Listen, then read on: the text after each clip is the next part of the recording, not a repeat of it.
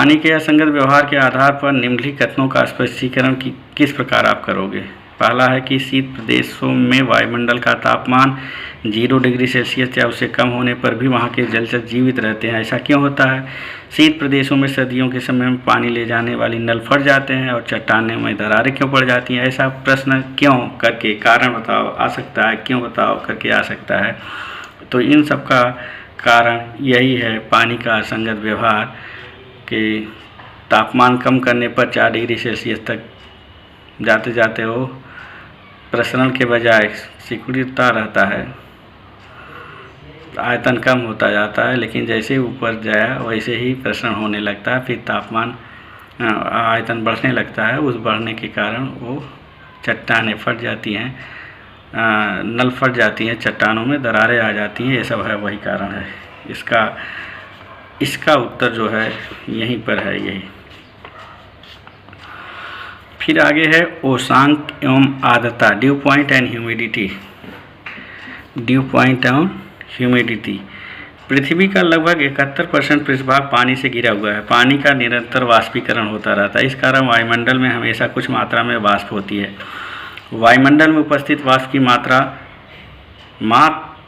द्वारा दैनिक जलवायु का स्वरूप समझने में सहायता होती है। हवा में पानी की वाष्प के कारण हवा में निर्मित होने वाले गीलेपन तथा नमी को आर्द्रता कहते हैं। देखो एकदम सीधा सा लिखा है, 2020 में पूछा गया था। हवा में पानी की वाष्प के कारण हवा में निर्मित होने वाले गीलेपन या नमी को आर्द्रता कहते हैं 2020 में। फिर दिए गए तापमान पर दिए गए हवा के आयतन में एक महत्तम सीमा तक वाष्प समाविष्ट हो सकती है। जो हवा है एक ऐसा नहीं कि जितना सब है नमी उसमें समाती जाएगी, एक समय होगा कि वो नहीं समा पाएगी। इस सीमा की अपेक्षा अधिक वाष्प होने पर उस अतिरिक्त वाष्प का रूपांतरण पानी में होने लगता है। जब वह पूरा भर जाता है, उसके अंदर नमी नहीं जा पाती है, तो वह पानी के रूप में बदलने लगता है। हवा में जब पानी के महत्तम वाष्प समाविष्ट होती है, तब वह हवा उस विशिष्ट तापमान पर वाष्प में से संतृप्त होती है, ऐसा कहा जाता है। हवा संतृप्त होने के लिए वाष्प की मात्रा तापमान पर निर्भर होती है। यदि तापमान कम है तो हवा संतृप्त होने के लिए कम वाष्प की आवश्यकता होती है। हवा में समाविष्ट वाष्प की महत्तम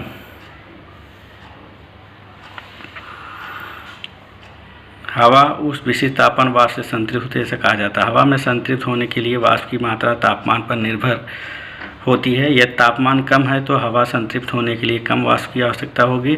हवा में समाविष्ट वाष्प की महत्तम सीमा की अपेक्षा हवा में कम वाष्प समाविष्ट हो तो वहाँ हवा असंतृप्त हवा कहा जाता है, ऐसा कहा जा सकता है। अब ओसांक की परिभाषा क्या है? एक विशिष्ट तापमान की असंतृप्त हवा को लेकर उसका तापमान कम करते गए तो तापमान कम होते समय जिस तापमान पर हवा वाष्प से संतृप्त होती है, तापमान कम होते गए तो जिस तापमान पर हवा वाष्प से संतृप्त होती है उसी तापमान को ओसांक कहा जाता है। ये सब परिभाषाएं हैं छोटी छोटी, आपको याद करना पड़ेगा क्योंकि ये बोर्ड की एग्जाम में पूछे जाते हैं। हवा में पानी की वाष्प की मात्रा का मापन निरपेक्ष आर्द्रता एब्सोल्यूट ह्यूमिडिटी इस राशि की सहायता से किया जाता है। इकाई आयतन के हवा में उपस्थित होने के वाष्प के द्रव्यमान को निरपेक्ष आर्द्रता कहते हैं। ये भी पूछा गया था। सामान्यतः निरपेक्ष आर्द्रता यह किलोग्राम प्रति घन मीटर में मापते हैं। इसकी इकाई है, निरपेक्ष आर्द्रता की इकाई किलोग्राम प्रति घन मीटर है। हवा की नमी अथवा शुष्कता का एहसास यह मात्रा हवा में उपस्थित वाष्प की मात्रा पर निर्भर नहीं होता, तो वाष्प की मात्रा हवा संतृप्त करने के लिए लगने वाले मात्रा के कितने समीप है इस पर निर्भर होता है। नमी की मात्रा का सापेक्ष आर्द्रता के स्वरूप में मापन किया जाता है। अब फिर से यहाँ देखें, हवा के निश्चित आयतन में एक निश्चित आयतन हो तथा तापमान पर निश्चित आयतन निश्चित तापमान पर प्रत्यक्ष समाविष्ट वाष्प का द्रव्यमान और हवा संतृप्त करने के लिए आवश्यक वाष्प के द्रव्यमान के अनुपात को सापेक्ष रिलेटिव ह्यूमिडिटी कहते हैं, सापेक्ष आर्द्रता कहते हैं। और ये सापेक्ष आर्द्रता प्रतिशत सापेक्ष आर्द्रता होता है दिए गए आयतन में प्रत्यक्ष समाविष्ट वाष्प का द्रव्यमान बटे दिए गए आयतन की हवा संतृप्त करने के लिए आवश्यक वाष्प का द्रव्यमान गुणे 100। ओसांक पर सापेक्ष आर्द्रता 100% होती है। जब सापेक्ष आर्द्रता 60% से अधिक हो तो हम कहेंगे कि हवा नम है, और उससे कम हो तो हवा शुष्क होती है। सर्दियों के मौसम में खुले आकाश में ऊपर उड़ने वाले हवाई जहाज़ के पीछे श्वेत पट्टे ट्रेल का निर्माण आपने देखा होगा। हवाई जहाज़ उड़ते समय इंजन से निकलने वाली भाप का संघनन कंडेंसेशन होकर ये श्वेत बादल तैयार होते हैं। क्योंकि उधर नमी रहती है, जल्दी से वो जम जाते हैं। जब आसमान के वायुमंडल में हवा की सापेक्ष आर्द्रता अधिक होगी तो श्वेत पट्टा दूर तक लंबा दिखाई देता है और उसे नष्ट होने के लिए अधिक समय लगता है, लेकिन वही गर्मियों के समय में जल्दी से वो नष्ट हो जाता है। जब सापेक्ष आर्द्रता कम होती है तो छोटा श्वेत पट्टा तैयार होता है और कभी कभी वह तैयार भी नहीं होता है, इतनी गर्मी रहती है। फिर है ठंडे पानी की बोतल प्रशीतक से निकाल कर टेबल पर रखिए, कुछ समय तक बाहर क्या होगा, बाहरी बोतल के बाहर बूंदें दिखाई देने लगेंगी। इसका कारण है कि फ्रीज से निकाला गया है, तो बोतल जैसे निकाला जाएगा कि उस बोतल के आसपास की हवा गीली हो जाएगी, नमी वहाँ शोषित हो जाएगा और अंत में वह संतृप्त हो जाएगा।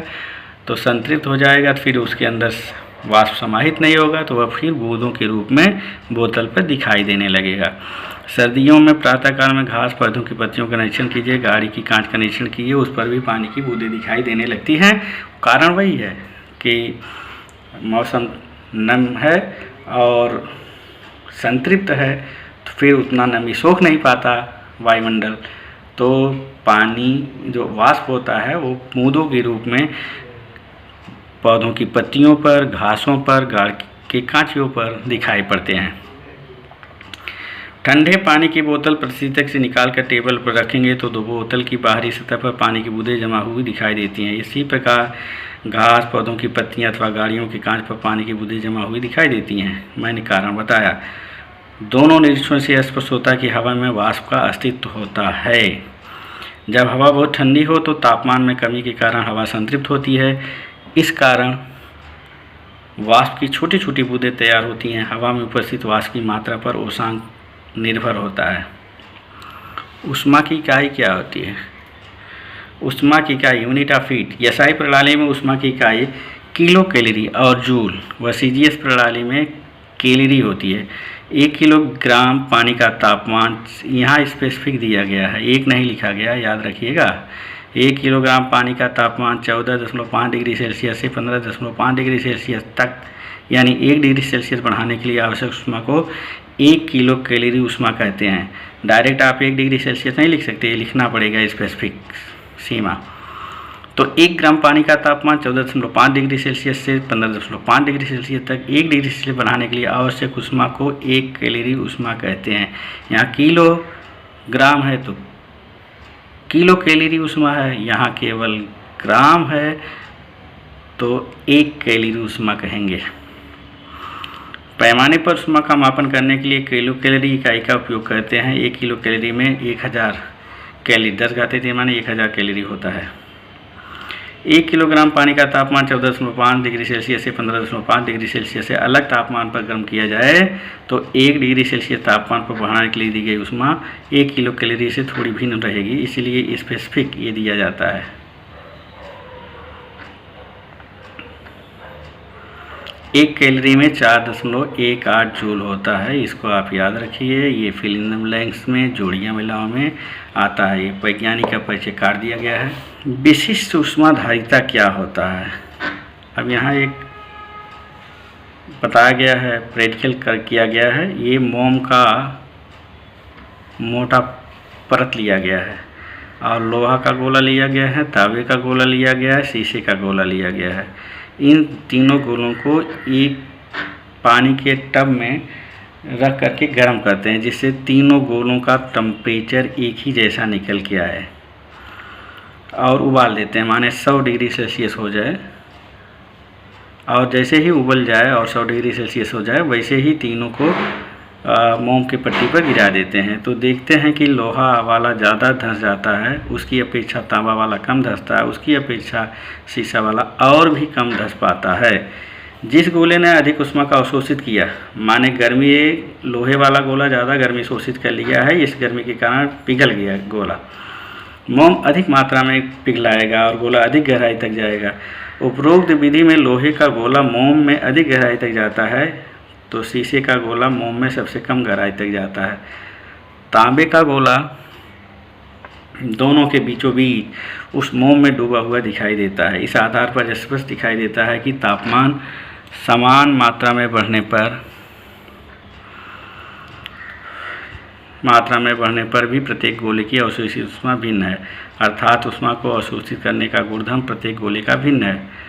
इस गुणधर्म को विशिष्ट ऊष्माधारिता कहते हैं। इकाई द्रव्यमान वाले पदार्थ का तापमान 1 डिग्री सेल्सियस से अधिक बढ़ाने के लिए दी जाने वाली ऊष्मा को उस पदार्थ की विशिष्ट ऊष्माधारिता कहते हैं। ये बड़ा इंपॉर्टेंट है।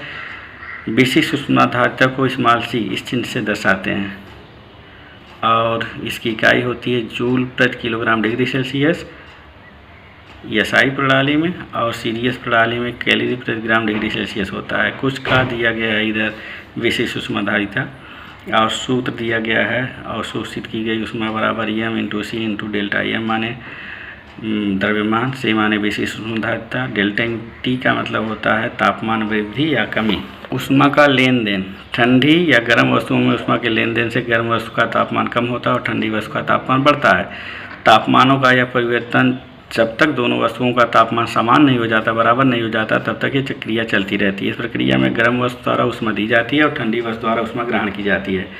दोनों वस्तुएं केवल एक दूसरे से ऊष्मा का आदान प्रदान कर सकती हैं। इस स्थिति में अर्थात दोनों वस्तुओं की प्रणाली सिस्टम वायुमंडल से अलग करने पर अर्थात ऊष्मारोधी पेटी में रखने पर बाहर की ऊष्मा अंदर नहीं जा पाएगी और बाहर की अंदर नहीं। इस स्थिति में हमें ये नियम प्राप्त होता है, गर्म पदार्थ द्वारा दी गई ऊष्मा बराबर ठंडी वस्तु द्वारा ली गई ऊष्मा।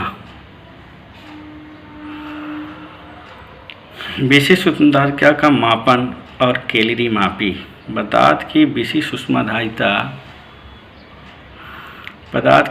ऊष्माधारिता का मापन मिश्रण पद्धति से करते हैं। इसका मापन करने के लिए कैलोरी मापी का उपयोग किया जाता है। कैलोरी मापी का उपकरण से संबंधित जानकारी का अध्ययन आपने पिछली कक्षा में किया है। ऊष्मा दिया हुआ ठोस पदार्थ कैलोरी मापी के पानी में डाला गया तो गर्म ठोस पदार्थ के कैलोरी मापी के पानी तथा कैलोरी मापी उनमें ऊष्मा हस्तांतरण की क्रिया शुरू होगी। ठोस पदार्थ, पानी तथा कैलोरी मापी इनका तापमान समान होने तक ऊष्मा हस्तांतरण की क्रिया होती रहती है। माने ठोस पदार्थ द्वारा दी गई ऊष्मा बराबर कैलोरी मापी ग्रहण की ऊष्मा प्लस कैलोरी मापी में स्थित पानी ने ग्रहण की ऊष्मा। इस तरह से दी गई ऊष्मा Q बराबर ठोस पदार्थ का द्रव्यमान गुणे ठोस पदार्थ की विशिष्ट ऊष्माधारिता गुणे तापमान में कमी। फिर पानी ने ग्रहण की गई ऊष्मा Q1 पानी का द्रव्यमान गुणे पानी का विशिष्ट ऊष्माधारिता गुणे तापमान में वृद्धि। और कैलोरी मापी माने Q बराबर Q1 प्लस Q2 हो जाएगा। कैलोरी मापी के द्रव्यमान गुणे कैलोरी मापी के द्रव्य की विशिष्ट ऊष्माधारिता गुणे तापमान में वृद्धि। कहने का अर्थ ये हुआ कि दी गई ऊष्मा बराबर Q बराबर Q1 प्लस Q2, ये सूत्र निकल के आता है। और आप देख लें ये 2020 में उदाहरण आया हुआ था, तो इस तरह से इम्पॉर्टेंट है।